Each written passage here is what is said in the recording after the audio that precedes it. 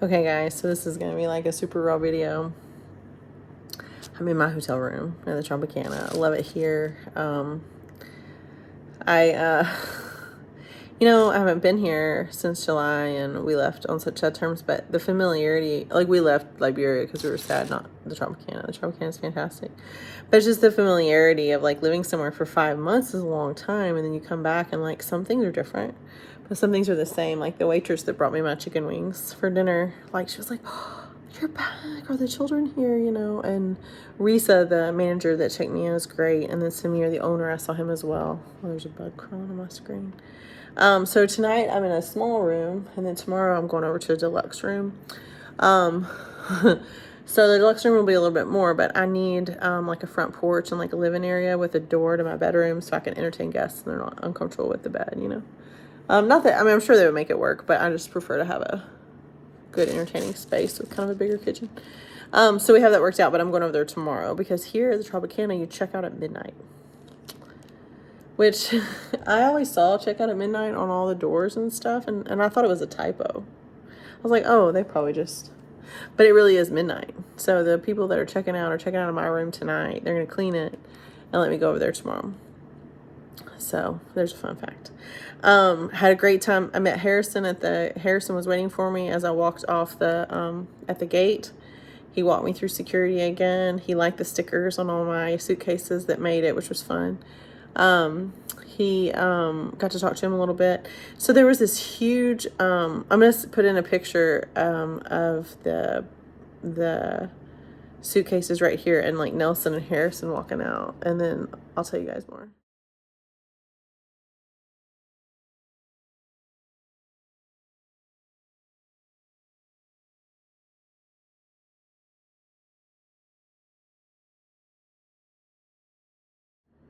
Okay, so that's the suitcases leaving.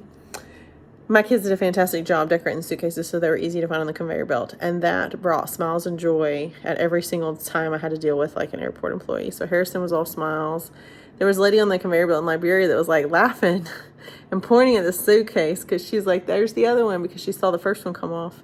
So I had 3 total, but most of the stickers made it, but it really brought joy to all the airport employees. So just after Christmas, New Year's Day, everybody's getting back to the grind. And so yeah, so I had a good time and everything happened as planned, but there was some type of reunion. It's people coming home. There was like a full band, like not a full band, but like a trumpet and a guitar, drums, like a mariachi band, only more, waiting outside the airport in the parking lot, like cheering for these people. It was like a welcome home party. So I was asking Harrison, I'm like, is the queen here? Like, what's going on? And he's like, oh, they're just must be having a party for a homecoming. It's just a passenger, but their family's just celebrating. And you saw the family come out. There was tears and hugs and all this stuff. And they were getting their bags and everything. But it was like the queen. I mean, it was just this huge party. And Harrison was like, we can do that for you next time. And I was like, no. I will pass out. I've been awake for let's see how many hours I've been awake. So right now in Florida, my watch hasn't updated yet because I haven't plugged it back in yet. It's 5:04 p.m. So I woke up on New Year's Day at 8:30. So 8:30 to 8:30, 24 hours. So then 9:30 is 25, 10:30 is 26, 11:30 is 27, 12:30 is 28, 1:30 is 29, 2:30 is 30, 3:30 is 31, 4:30 is 32. So 32.5 hours I've been awake. I did take a nap in the Sky Lounge because I was really just hitting my breaking point. I was like, I'm done. I'm just going to start crying and fall over because I'm so tired. And I'm stinky. Like, I'm just dirty. Like, it's just airport dirty. I did go change my clothes, but I only bought, 4 outfits. So I'm going to have to hand wash something soon. Pretty quickly. Because, I brought, I brought underwear for every day because I just don't feel like that's something you should risk it on if you don't end up being able to wash your clothes for some reason. I don't know why, but I brought 3 pairs of pants total, count the pants I was wearing, 1 pair of shorts, 1 dress, and 3 shirts and a t-shirt. So you're gonna see a lot of the same outfits over and over, which is fine. I'm only here for a week, but I was just like, I have to change. Like, I have to change. I have to get out of these clothes. And then I took a little nap. I took like hour, 15-minute nap. And I literally was just sitting in a chair, zonked out, probably snoring. Don't bother me. I paid $30 for an hour and a half. I mean, I was in the lounge for like 3 hours, but it was an hour and a half nap. Because you really can't take a nap in the airport terminal because it's just too loud and there's not really a comfy chair. And so I took my nap. I rallied. I felt better. So here I am. So I just talked to Nelson on the drive-in, had fun talking to him. We talked about important things, talked about funny things. We talked about our adoption a lot. We talked about the needs of his kids a lot, and the work that he's doing, and just trying to understand, like, that, I mean, is God in control of everything? Yes. Does God allow humanity to make their own decisions? Yes. So why do I think our adoption is delayed? I don't think it's because God doesn't care. I think it's because humanity needs to do the right thing, and he allows that to a point. I mean, he allows it, period. Not to a point, but period. So, but he also calls us to live to a higher standard and to do what's right regardless of how it benefits us. And Nelson and I were talking about, human nature, and especially younger countries. Liberia is a younger country. There's not just like one ultimate judge in these kind of countries, and if they can't read and write and they don't really understand biblical principles, and there's no like rule of law governing body, hard stop situation where if you do something, this person's not going to allow it, kind of thing, there needs to be that justice, and there's not that here. It's more of a little bit of anarchy. And whereas the court of public opinion in the United States is it's divided on some things, but like, should you murder someone? No. Is it, if a kid's a complete orphan, should we find them a family or allow them to live with, yes, like, these are basic issues. Should you drink and drive? No. But like, the court of public opinion in the U.S. is fairly uniform in such that it evolves around the law. Now, I agree, there's a lot of things we disagree about as well in the U.S., but there's still like a governing ethical foundation and body that, by and large is the trend. Or at least understood to be the right choice, even if it's not the trend. In Liberia, the court of public opinion is extremely diverse, meaning if I get 30 people and ask them the same question about the same issue, I'm going to get 30 different answers. And one of those answers is going to be, what are you talking about? And the other answer is going to be, like, similar, like, because the literacy rate here is like 46%. So 46% can read and write, basically, basic stuff.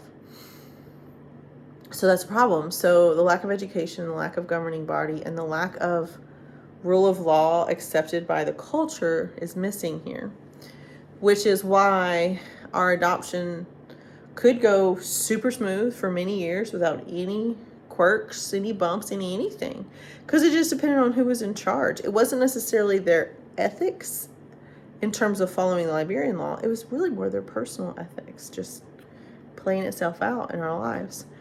So now the personal ethics of the governing bodies now are not the same as the previous personal ethics, and the new government has just not been as smooth as the old government. Now, I agree that there's probably problems with the old government. There's ways to improve, so maybe that's what this is about. But, we can sit and guess all day long at what this is about and isn't about. One of the things that Nelson and I talked about a lot is that sometimes it's just what God's calling you to do today. It's quite possible that our kids will never live in the U.S., It's always a possibility with international adoption. And if I thought today, if you told me today for sure, your kids are never going to live in the U.S., Rachel, today would not be any different than it would have been had I not known. And I want to live like that. I want to live like they're always coming home and live like they're never coming home. And I remember thinking about our foster kids that way. Different situation, but I felt like I loved them as if they would never leave, and I loved them as if they would always leave. Simultaneously, both loves are extremely intense. Loving a kid thinking this could be your last day with them is loving them as if they would always leave, that this could be the last day. And loving them as if they would never leave. When I say that, I mean like as if they had been a part of our family before their birth. That's the same. Like, as if they would never leave, as if they'd always been here. So in perpetuity, both ways. And you know, our Liberian kids have always had the stipulation that they're going to come home, or this expectation, not stipulation, but expectation that they're going to come live in the U.S. as part of the plan. But it's in the fine, it's not even fine print. It's in pretty big print that countries close all the time. We have no control over that. So the lack of ethical strongholds, I guess, the strength of one person's personal opinion over another. And I don't think that has changed in Liberia. I just think the personal opinion of the previous administration in the roles of this job was probably like conducive to adoption throughput. Did they make mistakes? I don't know. That's not my job to know. I do pay them. We pay $2,500 per kid as a letter of intent that goes to the Liberian government to fund their case history report, researching the kids, doing their documentation, basically verifying our match and saying that this kid is adoptable and we think it's okay for it to go with you. That's done by case social workers, case managers. So that being said, like $2,500 per kid. I mean, I paid that fee 2 years ago. More than 2 years ago. 26 months ago. And I'm about to pay it again. As soon as we get the suspension has to lift for us to officially do the documentation for our son. So the other good news, so just kind of roll that around in your head. Like, is this about right or wrong? Do I think our agency, is this about right and wrong? Yeah. Do I think our agency's done anything wrong? No. Do I wish they would have been more aggressive and assertive and gotten my kids processed before the suspension happened? Yeah, I think we all wish that. Even they wish that. But that's not, we all wish that. But that still wouldn't have changed the problem that is today. And, you know, I had a connection with Sela before I came. I had a connection with Devin before I came. I acquired a connection to Nelson because of Devin and Sela. I acquired other connections with other people since I've been here. I had a connection to Small World because I went on a mission trip with the late Jim Savely, who founded the company when I was in high school. So I have a little, not insider information, but I have a bond to this country, to these people, to this program, and to its roots. And so maybe that's why I'm here alone. I mean, I definitely did an open invitation for anyone to join me if they wanted to. But I understand why no one did. And I probably didn't, like, in an organized way send out, like, evites or anything. But regardless, I want you guys to know that I'm safe. I've appreciated all the texts and messages of encouragement and comments on social media and just boosts. I'm working on a day of fun for both the Hobie Orphanage and the Small World Orphanage. I just need to talk to their leadership a little bit more and get some approval on what would be best, what avenue best to go. I'm fine to pay out of pocket for that if I have to, if some of you guys want to sponsor a day of fun away from their orphanages and away from their normal. I'm not sure exactly what it'll look like or where capacity can be. And I definitely won't do it on the same day because one's got 33 kids and one's got 29 kids. So that's just more than I can handle, even with help. I know my limits. But I want to work on it some type of day of fun or maybe like a party at the, like something like a holiday of some sort. To just kind of commemorate this trip and us, you know, just throwing in and being like, you know, I could be coming back to Liberia every 4 or 5 months for the next 5 years until my kids age out, and then we work on getting them student visas so they can go to school in the States, and they come back here and they grow up Liberians, and I still come see them. Is that what I want? No. I want them to have a family. Not because of me. It's not about me. It's not about me. I mean, a little bit. It's about what I think is right. And it's what I am willing to ask God what he wants me to do. And I'm willing to listen to what he says. It's about that surrender. It's about a lot of things. But it's not about what I want. My ideal. That's not, it's part of it. It steers the ship. What I want steers the ship. A little bit. I mean, that's why we have wants and desires and needs, is that their input into who we are as people, and I mean, I count. But at the end of the day, it's not about my heartbreak if it doesn't work out. It doesn't mean we don't jump all in. Just because we think we might lose the game doesn't mean we don't play. Simple. Very simple analogy that has nothing to do with our kids. So, yeah. So here I am in the raw, my line here. I just want you guys to know that I decided that Markers and Sharpies were more important than a comb or a brush. Because you got to make your choices. And that's that. So we're going to have lion hair from here on out. And Audrey texted me a very sweet prayer that she and her family prayed over me. And I listened to the recording. It was very sweet. And she did talk about the mama bear roar versus the, you know, peace like a dove. And I'm not going to roar. I think that my actions speak what I believe and what I think. And if the MOG or the U.S. Embassy or the Ministry of Justice or whoever wants to stand between me and completing our adoption, they can stand there if they want to. But it's not going to stop my enthusiasm. It's not going to stop my commitment. It's not going to change that I'm their mom. Any more that it would change that I'm their mom if I found out tomorrow that one of them had terminal cancer and would die in 5 years or less. What's the difference? Orphanism is a state that children enter into, not by their own doing, not by their fault, but it is systemic in this culture. Nelson and I also talked about how great it would be for families to sponsor kids, even if you can't adopt them, just sponsor them. And don't just send money. That's not what this is. Not just send money because send money, but like bond with them, understand their favorite color, understand what they want to be when they grow up, understand what they're scared of, write them letters, write them emails, send gifts for them, give them the gift of an experience away from the orphanage. Like really, really dig in to the unparented and the unmatched, and just see what they can be, and see how fun it can be, and see who you can become on that journey. Because what else are you going to do? Just be mad at Liberia? I think Liberia is mad at Liberia. I'm so tired. I doubt this video makes any sense. I'm going to the Small World home tomorrow. Tomorrow I am going to do one video with my husband and my daughters and my son and my kids to just do a test run and see how it goes. A lot of you guys, like, it's 5 hours ahead. Like right now it's 10:18 p.m. So everybody's kind of, you know, you got California, Hawaii, like you guys are Texas even, like you guys are in pretty scary time zones for me to call you.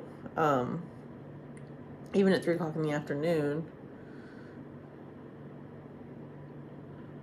Well, maybe 3 o'clock in the afternoon, maybe. So, I may reach out to a couple of you that said you had completely open availability and I could call anytime if it's going well. But tomorrow I'm just giving them all gifts and everything. I'm going to do my best to go back on Saturday as well and try to get some things going for the kids. I am going to go and give them their gifts from all their parents tomorrow, just because I don't want them to wait. I'll do my best to catch videos of them opening their presents. I can't make any promises because there's a lot this time. But I will do my best to let your kids talk to you this week, at least once, if not more. And if I come up with a day of fun, I'll let you know, like, the per kid cost. If you guys want to throw in, that'd be great. If you don't, I'll figure it out. But if you do, that'd be great. So I'm going to bed. Well, first I'm organizing. Well, I think I'm just going to go to sleep and just set my alarm and wake up. I just have to have my act together by 11 a.m. because I'm so tired. I have to find my toothbrush. I haven't seen it. Oh, I found it. So since I'm changing rooms tomorrow, I have the small room tonight, and I'm changing rooms to the bigger room tomorrow that has kind of the entertaining area for guests and stuff. I will be moving. So I'm trying not to make a huge mess, but it's too late. So anyways, here's to me getting to be pretend mommy Santa from all of you guys all over the world. And here's to taking back a little bit of what we've all lost in the last few months and claiming these children as ours, claiming their hearts, claiming their futures, and claiming their maybes, their what ifs. And If you are still giving thought to adding a kid to your home study, I recommend doing that. If you just add one kid to your home study, just say, I don't know, we just want to make sure that we leave our options open. There's a lot going on in Liberia. There's a lot of kids. Because these kids, because they've been in this orphanage for so long, they're extremely bonded to each other. So this is going to be hard when they have to separate from them. Normally, they're not in that orphanage for 3 or 4 or 5 years. And there's some that have been there for 3, 4, 5 years. It's too long. So they're saying goodbye to siblings. So just keep that in mind, as not so much as, I'm not trying to pressure you, although, you know, I mean, I don't want to pressure you, but I just want you to consider the sibling dynamic that they have right now and the grief of that when they lose it, which there's 33 of them. It's not like they're all coming to my house. But wouldn't it be great if we could just all meet at Disney World every year at a certain time of year? I live in Florida, so that's easy for me, but who doesn't love a little Disney World?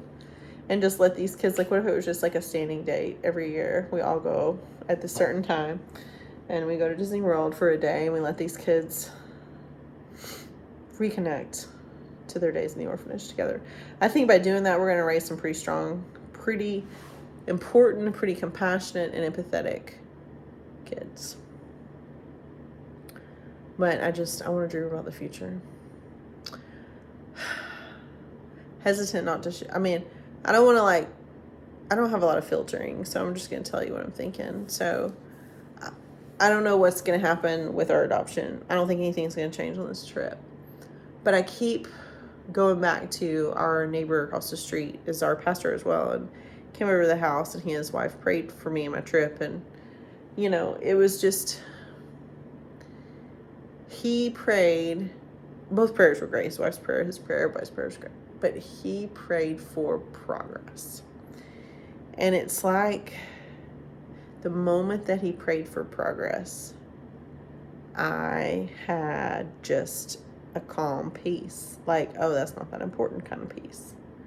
Like, it was like when he said, we want progress, which is the one thing I've been wanting for months. I just kind of was like, it almost felt to me like progress had already happened and it was already done. I realized that may be wishful thinking on my part, because I always wish that that's true. But I felt this just convincing argument of, like, it's done. It's done. We don't need to pray for this anymore. Wasting your breath. Don't need to pray for it anymore. It's done. Not that a prayer is a waste of breath. I'm not saying that. But it's just like it's off the docket and we just don't know. Now, I have been wanting that to happen for, 3 years. So that's neither here nor there. So take it as you will. But I also just want to say, like, it's just the right thing. It's just the right thing. So wouldn't it be great if the suspension lifted while I was here? And before I went home, I was just planning my trip back. I would love that. I would absolutely love that. I think I have some time off in March. I just would love that to happen, and I think it will, because the overwhelming peace I got when he said that prayer was just almost eerie. Like, of course we want progress, but when he did it, he was just with such strength, and it was almost like we pray for progress, like it's already happened. And so not that we were begging for progress, but that we're acknowledging that progress has occurred. So maybe it has. But I gotta tell you guys, these kids are fantastic, and they're gonna love all these toys I gave them. So I'm gonna go to sleep now and probably wake up early and sort out all this madness and see if I can have fun being Rachel Santa tomorrow. So if you want to buy a new day for our son's adoption, that's great. I'm gonna stick the link in the description, and I'll put our adopt together as well. Bye, friends.